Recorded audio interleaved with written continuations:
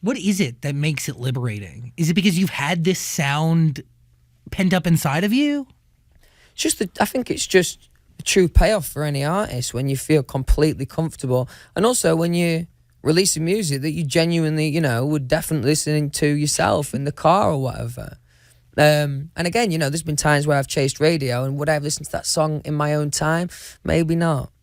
But Kill My Mind. But Kill My Mind, definitely, all day, every day. Yeah. Yeah. Are you like a pop punk guy?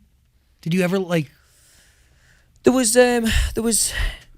was a big indie like pop like indie bar where I'm from in Doncaster. Unbelievable place. £10 all you could drink. It was only legal for like 2 years. They realised it was a bad idea. You know what I mean? One of those places where 1 in 3 drinks just didn't taste like what you ordered. You know what I mean? So naturally we went there every Friday. So that definitely had a massive impact on me. And also I've been to some good festivals, and that also, they're amazing, aren't they, festivals? I went to Glastonbury recently, this last one gone, and that was proper. I went from the Wednesday. I did it proper. I went from the Wednesday all the way through to Sunday. Oh, Jesus. I was absolutely knackered by the end of it. Yeah, it was good. Well, because it's just a great collection of different types of music coming together. And absolutely, yeah. All of these different genres. And I think in those moments, when you see festivals, you really get an idea for the fact that like music is a universal language. Absolutely, definitely. And even with the production or the instrumental style that you end up going with, like the lyrics, no matter what, they do tell a story. And I got to pride you on that. No matter what the record is that you put out or what the overall sound was, the lyrical integrity was always there. And it's my biggest thing. It's the thing that's most important to me, you know what I mean? I think that's my job, really, as an artist, you know what I mean? You've got to write good lyrics. You've got to make people feel. How do you do that? Like, I think honesty. I think sometimes, being really honest in a song it can be difficult, especially when you're going through. It's a bit like speed dating at times when you're going through all these different sessions and you might have only worked with that person. You might never have worked with him before, and you've got to tell your life story. And sometimes that is a little bit, difficult. But I think it's always good to be honest, because I think, that translates to people. Two of Us is, in my opinion, one of the most honest records I've ever heard. Thank you. It is beautiful. And as honest and as true it is to you, it is a record that could mean anything to anybody. Do you get what I'm saying? Different meaning for each individual. Yeah, and that song, I've never had an experience like that as a songwriter, and it makes me really proud of what I do. Honestly, I've met some amazing fans. I did a meet and greet. I did a show in Madrid, and I did a meet and greet there. And this girl pulled me aside. And she told me that she'd lost her dad, unfortunately, and how much that song had meant to her. And, we wrote great songs, great pop songs in One Direction, but in terms of like emotional weight, like that was something new to me, you know what I mean? And just to take it away from that, we created that. And obviously I've seen things of similar things. People, tweeted me and stuff like that. And that, honestly, it's amazing that. It proper makes me feel good, that. What? And that's why music's sick, because you can turn something that, is a little bit dark. The darkest moment. And then, it helps people, man. That's why it's sick. But your dark moment provides light for others. But the creation of this record, does it provide any light to you? I think it did at the time. It's a while ago now since I wrote it.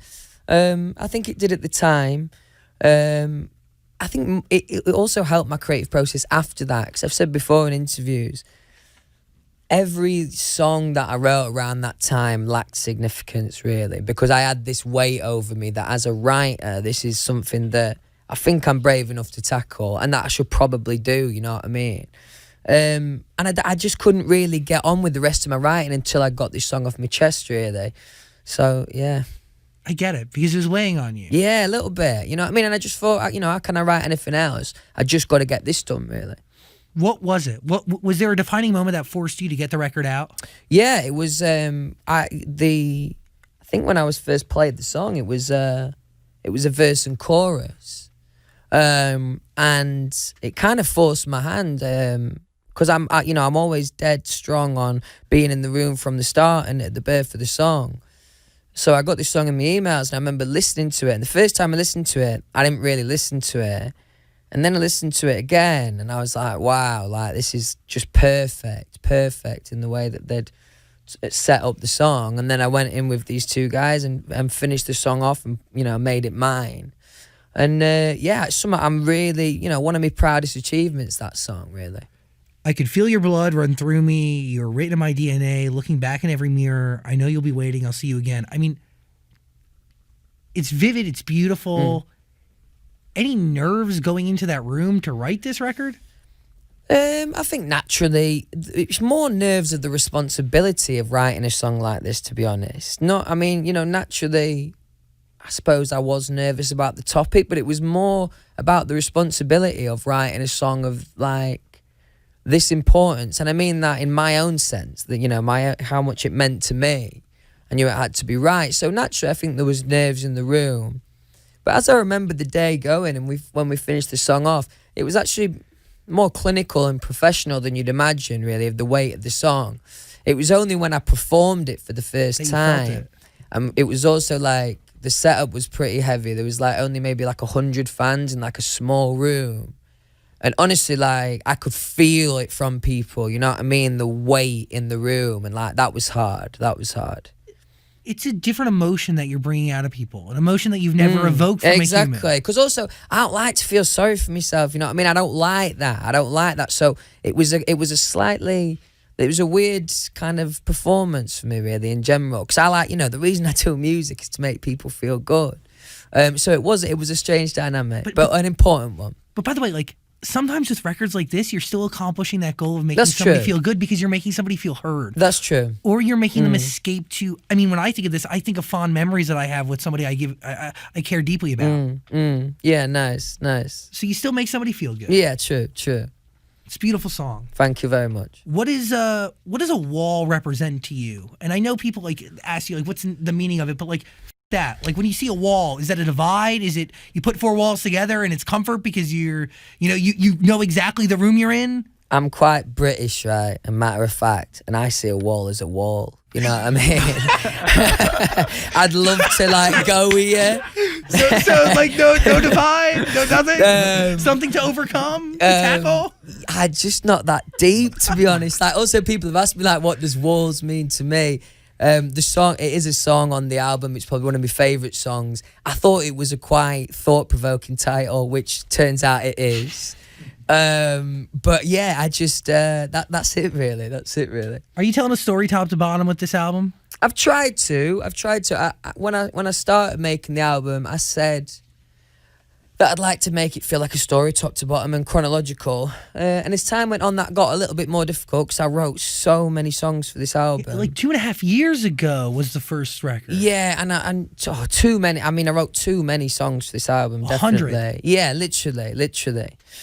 So many, working with so many different people. But anyway, as time has gone on, I've made it as chronological as possible. So it does. I think still listening top to bottom, you'll get a feel of some kind of narrative. How hard was it to narrow down 100 plus records to whatever is left, 12, 16, 18 if it's at Target? It was hard. It was hard to get the last few numbers were hard, like trimming down from like 15 to 12 or whatever it was. But actually, what's funny is once I'd written Kill My Mind, and I also wrote the title track for the album Walls around the same time, that was the momentum that I've been waiting for. And it was, you know, with also stuff going on in my personal life, a little bit stop-start, my writing process. And I really felt like I was getting some momentum then. I met Jamie Hartman, who I did a lot of the writing with.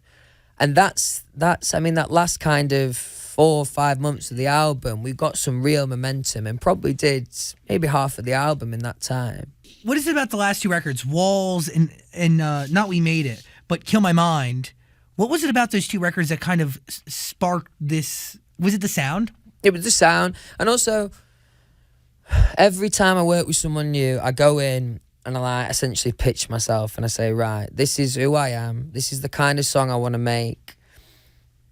But, you know, I can see the picture in my head and I can try my hardest to explain exactly what I'm seeing. But not everyone completely understands it always. And I think with Jamie Hartman, who I was working with, that speech at the start was very short. He understood who I wanted to be. And yeah, it just became just a little bit more self-explanatory. We weren't trying to, because often I was in sessions and I could feel people pulling me to a more urban or like, you know, R&B like melody or production. Ugh. Whereas I just didn't really get that with Jamie. He just trusted me instincts. Because, by the way, like they're doing that because that's easy. Yeah, absolutely. It's boring, man, when everything sounds the same. And that's the thing, you know, I didn't want to be a part of something that I didn't really like myself necessarily, you know what I mean, in terms of making something that sounds generic to a degree. When I heard We Made It, I was like, that sounds like Louis. Thank you very much. Do you agree, like, when you, like, that song is what you want to be going forward? Yeah, definitely. I think that acts as, if Kill My Mind is a statement, a like intent, We Made It is a nice transition, I think, for the fans. It's a song that I wrote 2.5 years ago, so I kind of had it, you know, I love the song, but I've had it for a while now, so I think it's a good advert for the album, but in terms of where I want to end up, it's probably closer to Kill My Mind. Mm-hmm. Now, I have some questions about the lyrics of We Made It. Of course you do. Well, you say underestimated and always underrated. Do you feel like, because you've been open about like the whole One Direction thing, and you felt like, you know, the guy in the back. Do you feel like you've always been underrated, and do you still feel like that? No, to be honest, that was only really, and this is me reflecting on that, you know what I mean, when I'm writing this in the lyric, but that was only really before I'd started writing, to be honest, before I'd started songwriting, because I could, yeah, like as I said before, you know, I was struggling to find my place in the band, and I wasn't singing that much, so I'd always grown up thinking, you know, one of the coolest things to do is getting on the writing and that. So I made it my mission, really. I thought, well, I'm gonna make that my thing, really. And after that moment, especially after that first album of Midnight Memories, it was, and I think I'd written maybe 10 out of 14 tracks on the album, and that was like, you know, that made me feel really, really good, really good. And kind of from that moment, I didn't really look back, because I had an identity then, you know what I mean? And you proved yourself on that album, or you felt like you did? I think I did, yeah. I mean, 10 out of 14 records, yeah. I think I did. You know, that my mission was to, you know, because there wasn't actually at the start a lot of interest from everyone to want to get in the writing. I was like, right, I'm going to make this my thing. I'm going to come out of band and have written the most songs, and that I did. Well, you were prepared to be a writer post One Direction. Yeah, definitely. That's what I thought I was going to do, yeah.